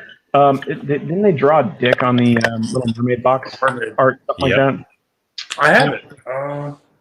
Yeah, it's kind of. I might have it here. Like, oh, you're just seeing where. Oh, get it. Like you're just seeing a dick where there's not a dick, and it's like, no, that's a dick, bro. Yeah. Sorry, what am I? Work program. Oh, I don't know. People are writing stuff. Well, there's like a whole discussion about trans rights in our comments right now. Yeah, I saw that. I think I took that dirt box to VHS tapes up to the attic. Oh. Yeah, there's a clear dick on the cast. Yeah, the Christian College is suing the Biden administration for saying they can't discriminate against trans people in which bathroom they want to use. Fuck me. Oh, that's another thing. We're talking about like trans rights and gender issues right now, for whatever reason. Animaniacs, in the new show, they pretty much explicitly state that Wacko is non-binary. And there's a bunch of people losing their fucking shit about that, like they rewrote the Animaniacs. But there's a comic from 1994 where they're standing and like the teacher's like, one of each gender, male, female, and other, and Wacko's the other. So it's like that shit's been around since before the Animaniacs was a cartoon. Like when they were still a comic, that Wacko was non-binary. So I don't have. Sorry, that's history. Even like modern history, it's just a lot gayer than people want to give credit for. There's a private chat on the right, and then a comments. You got to click over to the comments, I think. Oh, yeah. The Disney Porn Vault. Yeah, if you're animating Disney pages, every now and then you just get the design, draw a dick, but everything that the animators create while working for Disney goes in it belongs to Disney. So they take all of the illicit materials and they put them in a specific box in a vault. And so they've got just a shitload of like Rule 34 for Disney characters. Yeah, that's a thing that the animators have like outright admitted exists. Yeah, I remember hearing about that. Disney porn by actual Disney animators. They're like, sorry, I drew 300 pages of Ariel's feet today, and I just had to draw her getting plowed by Goofy for some reason. You got to break up the monotony. We've all been there. Maybe I'm too low tech here, but I don't think I can open up chat and have you guys here. Oh yeah, you might not be able to if you're on your phone. Yeah, I'm on my phone. Yeah. But yeah, they're discussing current events in the comments there. We have a comment about the big sad and ADHD. I see that. I know you both struggle with big sad and having ADHD. I really want to make TikToks, but have severe depression, ADHD, and am grieving. Any advice? Drink a lot. No, don't do that. Don't do that. That makes it worse. Don't do that. Tropical Swedish fish. Does Dadpool know Rule 34? Don't look in my search history. No, I have no idea what that is. What is Rule 34? Shigo 34? What? Shigo? Weird. She's like 20 something. It's fine. Who is? Shigo, the green lady from Kim Possible. She's an adult. Goddammit. No. Advice on the big sad and ADHD. I don't know. Just wait till it goes away. Yeah, I was like, I don't think that we're the best people to talk about that just because we both, when we get the big sad, we don't even produce content really. Yeah, I mean, exactly. sometimes. Like if I disappear for a day or something, it means I'm just sad and I don't want to do anything. Because that's the thing. Like they say, like when you're depressed, go do something. Go for a walk. Go do a hobby. And you're like, no, when you're depressed, you don't want to do shit. You don't want to get out of bed. You don't want to get off the couch. You don't want to go do like you should, and that would help, but you don't want to. So I would say don't listen to advice from people who aren't and have never been depressed. Because that is some shit that somebody who has never dealt with depression would say. Just get up. Just get off the couch. Just go do something. You'll cheer up. Fuck you. No, I won't. Be like, oh, now I'm outside and I'm still the big sad. Thanks for that, you fuck. Yeah. Now I'm tired and have the big sad. Like I'll work out. Like, okay, now I'm sad and exhausted. So thanks. I think ADHD actually lends itself to making TikTok videos. They just might not necessarily be the ones you want to do, which is why I have so many fucking drafts. And it's like I start videos and I'm like, I'm going to come back to this and do it. And then it's a week later and I'm like, what was I going to fucking do with this? I don't remember. I don't know. But other than that, you're producing constant fucking shit. Constant. Because you can't not fucking be distractible. Yeah. Norse's content definitely strikes me as someone who uses it as an outlet for their ADHD. I just do things. Yeah. Well, shit. When your stuff gets fixed, what's your first project going to be? Anything cool? Started. I want to see cool stuff. I want to see some Damascus shit. Yeah. What do you got this Damascus that you got laying around? Well, I'm still working on this. This is going to be the Uthbert sword. This is 1300 layer Damascus, but you can't see it because it's still a billet. And you spilled your ferric chloride. I did. I got more. Use instant coffee. Instant coffee does it too. Beaufort's sword? Who's Beaufort? Uthbert, yeah. That's nice. It's 480 layer Damascus. I like that. That looks like it's a knife. I was like, that looks like a spear tip. It was a knife. It did. Matt, like I would buy Damascus chef knives in a heartbeat. That'd be awesome. Yeah, I want to make Damascus so bad, but I need a. That is Damascus as well. I like that one. God damn, that's cool. This is the portion of the hybrid where we just fawn over shit. Yeah, this is a new segment. Stabilized yellow steering resin on that one. Stabilized hybrid knife or handle. This is my last blade standing knife that I have to somehow figure out how to work and complete before the send off point, which is it's got to be there by June 10th. My grinder's down. I could finish this in like a day if my grinder was working. Yeah. Get this shit off here. Fuck. Well, right now it just looks blue, like you made it from lapis lazuli, which would be fucking cool. That's what I want. I want a crystal dagger. Is that a thing? I'm looking to buy one of those. Yeah, it might not be like all that useful, but it would be really pretty. Do what? It could be. It's alchemy is for a specific spiritual practice. Right. He just wants a crystal dagger. Oh, okay. I do not want it for a specific spiritual practice. I just want a crystal dagger. Yes. Yeah. So for these, it had to be done without the use of a power hammer or a press, and it had to be. Let me get this shit off of here. I'll plug it in, dumbass. And it had to be all reclaimed metals. You couldn't use bar stock. Yeah. Like they've got all kinds of rules for that shit, huh? Yeah. This is my bloodstone. Well, I mean, yeah, I would imagine you had to make it yourself. Like, well, no, like how many other rules? You can't use a press or a power hammer. Like you have to. Oh, okay. There it is. There we go. That's that one. Damn. Oh, that's awesome. I did 350 layer Damascus about using reclaimed steel. You can't really keep track of how many layers you did. So I sand mined that over 5160. It's just kind of my own blade design. It's like a kukri almost, but it's also doesn't quite have that as much of a dramatic forward swoop. Yeah, it's like a chopper. Yeah. When they mail that back to you, can I buy it? Probably if it doesn't break. That's so fucking cool. What are you gonna do for the handle on that bad boy? I've got some stabilized Russian alder burl. Oh, I know what that is. Okay, again, I don't know dick about like actual forging, except that I watch the shows because that shit is so goddamn cool to me. There's knife making podcasts that I listen to. Like,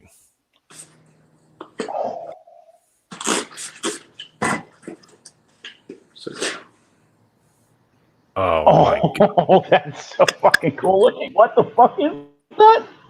Yep. It's stabilized Russian alder that's been stabilized with purple resin. I'm probably gonna put some brass liners in there as well. What's the gold color I see in that? That's the actual resin. Yeah, the gold color you see is the tree burl itself. It's alder. Yeah, so it's a hybrid as well. So there's resin in there. Yeah, That's fucking cool as shit.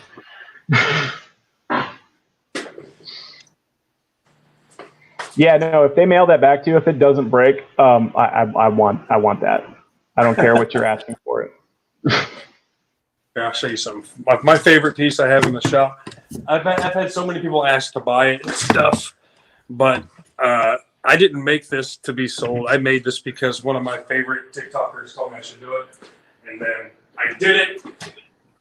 This is the Uruk-hai Berserker sword from the Lord of the Rings. I made it out of a whole leaf spring. It's got the shield breakers and stuff.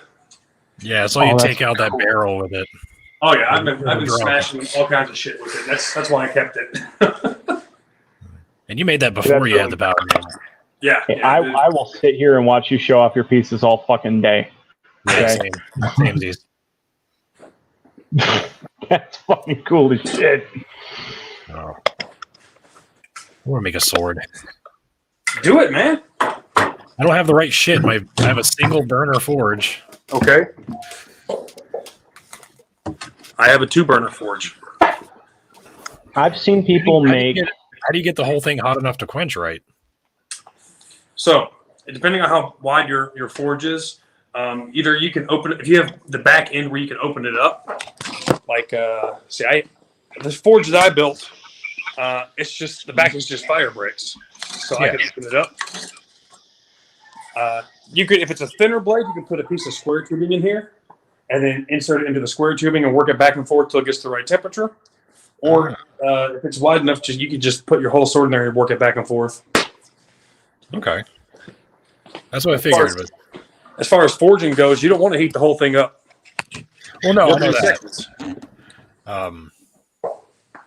Yeah, I was more concerned about like the quench, and then I guess you would temper it kind of the same way, right? Like it's not going to fit in an oven for 4 hours. If you're skilled enough with a torch temper, you can do a torch temper. Yeah. But I have that big old piece of thing right there, piece of pipe that's full of Parks 50. I put a single burner on it, and I get it to right at 400 degrees, and I do a hot oil bath for 1 hour. The problem is the flash point of certain oils is right at like just over 400 degrees. So if it gets too hot, it can combust. So do it outside. I've actually never heard of an oil temper. Yep, hot oil bath. Huh. You ever watched Men at Arms? Yeah. That's what they do. I knew about quenching in oil, but they temper it in oil? Yeah. Quenching is when it hardens, right? When the molecules all come together and it's hard and it take something hot and you put it in cold to cool it off, right? Right. Or if it's high carbon, then it has to be warm oil, like canola oil or something. Or and then when you temper it is when you put it in like an oven at 400 degrees for 3 or 4 hours to make it all softer again. Because otherwise it'll chip and break when you use it. Yeah, when you quench, here, let's do a demo. I have a yes, let's do that. Here's the quench, but I don't think this has been tempered. We can find out by throwing it in the vise and beating the fuck out of it. Here's an old blade from the old blade bucket. Old blade bucket. Bucket of blade. So I'll be honest with you. Like the reason I'm like I want that fucking knife is I have wanted a kukri since I was like 13 or 14 years old. That's like the one knife that I've been like obsessed with for the last 20 years. And then like I kind of want a karambit, but not nearly as badly as like just the curved kukri. Let's find out if this thing is tempered or not. No. Uh-oh. Did you say no? You mean a karambit like this? And actually, I got You're looking. He's not even looking. Okay. All right. Let's go back over here with this light.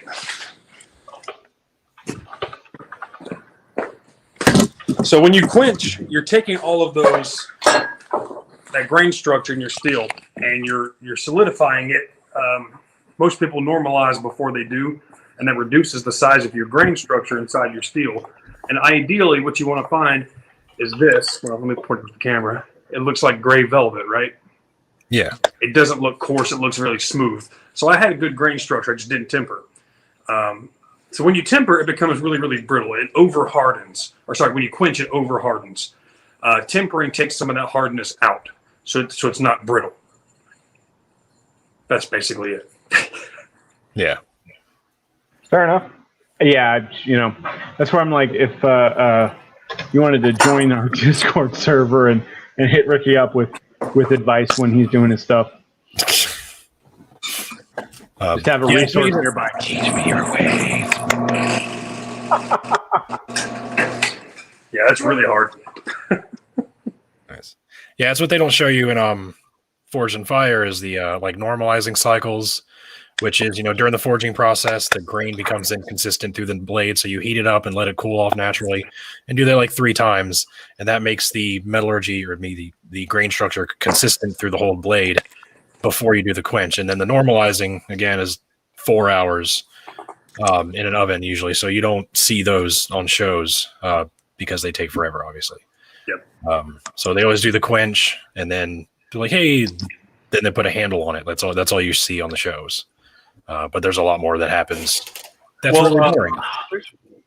There's one of them that I watched. I think it's Men at Arms, where they explain that they have to do it like however many times, and they're not going to show you all of it. Like this looks harder. This is harder than it looks because we're not showing you the like every step of the process, because the episode would be 6 hours long. No. Is that that's one thing I've heard about with Forged in Fire from several of my friends who've competed on there. Is that's a little disturbing, but I understand why. You're not in control of your temper when you're on the show. Once you forge your blade, you give it to them, they temper it, whatever. And then when you come back the next day to do your handle and all, because of course it's not filmed all in the same day. It's filmed over several days. They're not going to put you in a forge for 12 hours and and kill yourself. But yeah, you're not in control of your temper, which is kind of scary. Yeah. We always have the judges, are the ones that take care of the tempering process. But yeah, that's one thing that's kind of sketchy. Not having that aspect of control over your steel, giving it to somebody else and just hoping that they do it the way that you would have done it. Sketchy. Yeah, I would. Yeah, that doesn't sound quite right. Definitely understand that. I couldn't tell you firsthand. They've been on yet. Well, I will send a very sternly worded letter for you. Me too. Hey, I'll just make a TikTok. Yeah, get their attention. Just make TikToks and send letters and give them hyperlinks and just pester them and be like, have this guy on the show. What are you waiting for? Hey, how would you like to play a game? Just bombard them with shit. Just annoy the shit out of them until they're like, all right, I we'll got a couple of my followers that said they've been doing that. They've been blowing them up, sending them emails and shit. When you go, when you do like Forged in Fire or Men at Arms, do you get to? Well, I guess not Men at Arms. Sorry, but the other like contests. Do you have to use their materials? Like, you go to a central location, use what they have, or would you use your own shop? Because you just said you're not in control of the temper, so. For like Force and Fire, you use whatever they give you, and that's what a lot of the challenge is. You know, they'll throw a steel at you that you've never used before, or one that's particularly tricky to heat treat. Because not all steel is the same. You know, you wouldn't treat 5160 the same way you would treat, you know, O1 tool steel. It's two completely different quenching processes and normalizing processes. So yeah, that's part of the challenge. There is you're given something that you may not know about, and you've got to make it happen. And I think a lot of bladesmiths only work with one kind of steel, like 1080 CR or 1084 or CRV2, because you master how that particular steel works. And so if you use all these different types of steels, you're not going to be able to learn as much about one. So I've really only I've done 180 CRV2, but it's more expensive. Like I do mostly 1095, but which it's like the third of the price. Yep. For 80 CRV2, and I'm like, hey, I'm a baller on a budget. I can't afford the good shit. I'm a baller on a budget. Verador just referenced in the. I didn't get the joke at first.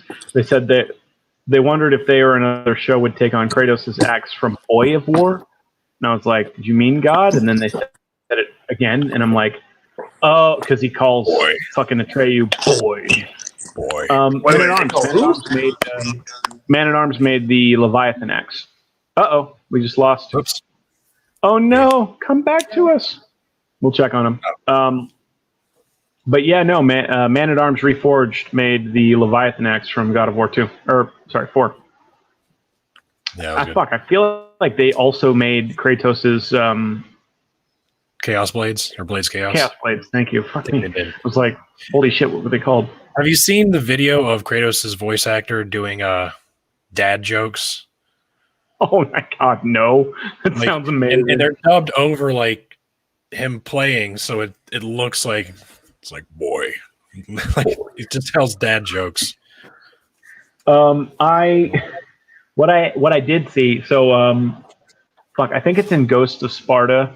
There's an Easter egg that you can find that gives you a number to call, and when you call the number, you get a message from Kratos that's like, congratulations for finding this secret. But then it like mildly insults you for having played the game for that long. Oh, he's back. There he is. So that was a fun little Easter egg in God of War, and like upwards of like 5 or 6 years ago, despite the game coming out in like 2003 or some shit, it was still working. The phone number was. I don't know if it is anymore, but that phone number still fucking worked. Yeah, I don't know what happened. I touched my phone and it died. It went crazy. It said no, thank you. We're done. That's enough shit. Well, I would say we could transition to a nerd topic, but we've been doing that for like the last hour, talking about Animaniacs and then nerding out on whatever pieces you want to show us. If you've got more, I'm fucking happy to see it. Like we had Mommy Foulmouth in our comments fawning over the handle that you're using for the blade that you're sending to not Forged in Fire. Sorry, the Last Blade Standing. Yeah. Yeah. You said it was Russian alderwood from reclaimed barrels? No. The handle is stabilized Russian alder burl. Burl. Yeah, not barrel. Oh, my bad. Burl's like the knot in in the tree. Or Oh. knot. Burl is basically that's why it's basically a cancer. Mm-hmm. Yeah, tree cancer. Like, you see a tree with a big lump growing out the side? That's what the burl is. Yeah. Sometimes they're spiky. We were talking about the Valkyries being fucking obnoxious earlier. That's definitely Demon Souls, Dark Souls, Bloodborne type bullshit. Yeah.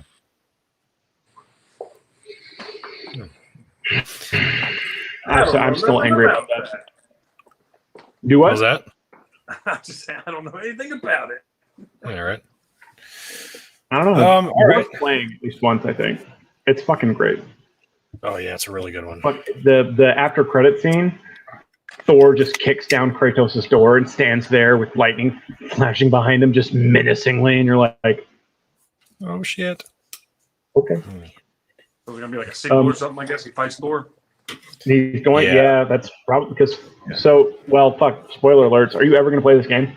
It's been out for like 2-3 years. Do you intend to? Because if you won't, I God of War 4. Magnus and Modi. No. Oh yeah, they do both die because you kill Magnus and then Modi takes off, and Thor kills Modi for running away, for surrendering and running away. So they both die, and so Thor's like, "Who killed my sons?" And he shows up at your house. Yeah. Yeah, so I think they'll do like you'll fight Thor, and then in God of War 6 you'll fight Odin or something like that. Like they'll make another trilogy out of it. I feel like, well, so that was the thing. He should fight the Fenris Wolf and Jormungandr. Oh yeah, but Jormungandr was your friend, and He's an friendly NPC in God of War 4, and he's fucking huge. You have Mimir. You have Mimir's head that you cut off because Odin banned him, like turned him into a tree forever. So you cut his head off, and you find Freya, and Freya revitalizes the head. So he has his head hung from his belt through the whole game and talks to it. And Mimir's the one who tells like the mythology about the areas that they go to. And you meet Jormungandr, and he talks to it like in, I don't even know what language you'd call it. And like he becomes your friend, and like he does Baldur kill it or kill Jormungandr? Does he die? I don't think so. I can't remember. So that's the thing about Jormungand is Jormungand, and even in Norse mythology, he lives backwards. So Jormungand already experienced Ragnarok. So that's why he fucking. Or wait, hold on. Am I thinking of this right, or am I thinking of Nidhogg? I think you're thinking Nidhogg. I don't think Jormungandr dies. Jormungandr fights Fenrir in Ragnarok. No. No, Fenrir. So Fenrir eats Odin, and I want to say that Thor kills Fenrir, and then Thor kills Jormungandr, but Jormungandr fights Thor, and Thor still dies. So they all. So like Fenrir eats Odin, Loki kills Fenrir, then Loki fights Jormungandr, and they both kill each other. Like from he succumbs to the poison. Essentially, is what it is. How it's written. Yeah, I was thinking of Thor.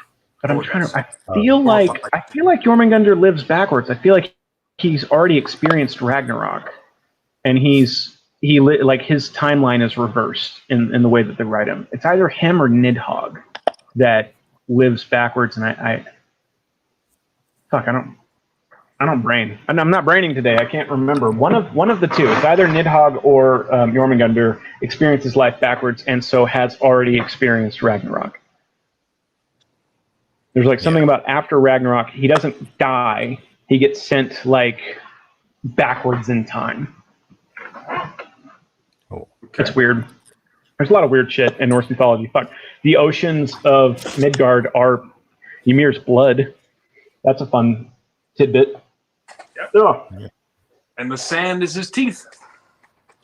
The sand is his teeth? That's weird. I don't remember everything. I know a lot. Sorry. Makes sense. That doesn't make sense to me. How the fuck is sand teeth? It's like pulverized teeth? Yeah, they ground his teeth into sand? Okay. Well, fuck. From Ymir's blood came, I want to say, not only all of the Jotun, but also mankind. But then Odin's also credited with breathing life into mankind. So I think he did that from Ymir's blood. That Ymir's like the progenitor of everything. I want to say, really, I feel like Ymir is like the grandfather of Odin. So it's Ymir, then Bori, then Odin. And I think it'd make more sense for Ymir, because Ymir knows everything. Shut up. What? So Mimir makes more sense because he's the one who knows everything. Mimir? You're confusing two different frost giants. Am I? Yeah. Ymir was the frost original frost giant. Ymir was. Mimir was the one that was that had the well of knowledge that Odin gave his eye. Yeah, that's I thought we were talking about.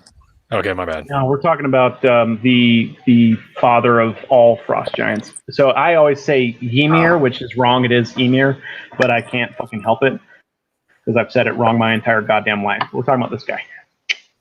Haha. And yeah, he is he not? I feel like he's the grandfather. So that's okay. So you go back to the creation It myth. depends on what part of Norse paganism you're going off of, because like Norwegian Norse paganism, and then what I grew up with, which was Photos Norse paganism, it's a little bit different. I mean, I feel like the creation myth's got to be relatively similar in that in the beginning there wasn't nothingness. There was Niflheim and Muspelheim. So ice and fire and Niflheim, the mists. There were 17 rivers that coalesce into 3 rivers that drip into the void. And in the void, they froze. And as they froze, Ymir and his brother, and I can't remember his brother's name, were born in the ice. And there's also an immortal cow that licks Ymir free from the ice. And then Ymir frees his brother. And then they birth the gods and some of the Jotun, some of the older Jotun. Then the gods kill Ymir and fashion Asgard and Midgard from his corpse. And there's a point in time where from his blood come ships filled with more Jotun and also mankind. I feel like I'm remembering that right. That Ymir is the progenitor of humanity, but then I think Odin's credited for breathing life into humans because he's the one who, in some of the narratives, he's the one who fashions humanity from Ymir's blood. It's a little weird comparatively. I think it's the least cognitive creation mythos that as far as certain other mythos have just primordial powers that they've personified that make sense, like order and chaos, darkness and night, the sun, the stars, the moon.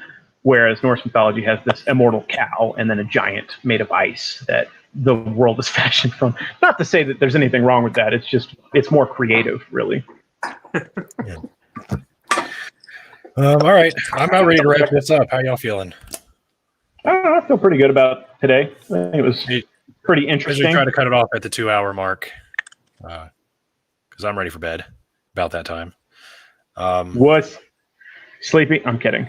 That's mean. Yeah, right. It's it's almost midnight where you're at. 11. Yeah. Yeah. So, any last words, Norse? You want to tell everybody what you got going on in your life, with your where they can find you, where your content is? Yeah. So it's NorseForged on TikTok. It's the same thing. It's NorseForged Blades on Instagram, and then NorseForgedBlades.com is the website. Yeah. Cool. All right. Yeah. So if anybody wants to order a custom piece, because you do custom pieces, right? Yeah. Right now I'm doing some custom pieces, but not I'm not doing anything super crazy. Here lately, I've had a lot of people ask for swords from animes. They're 20 foot long and stuff like that. I don't do stuff like that. Yeah. Yeah. I do, usable, practical stuff. And I do some swords and stuff, but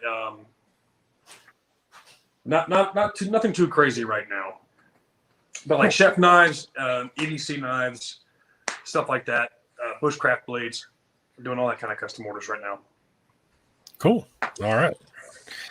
All right. Well, thanks again for joining us. This was a lot of fun, especially enjoyed the show and tell segment. And look forward to seeing you on Forged and Fire here real soon. Yeah, let's hope. All right. See you guys next week. All right. Bye.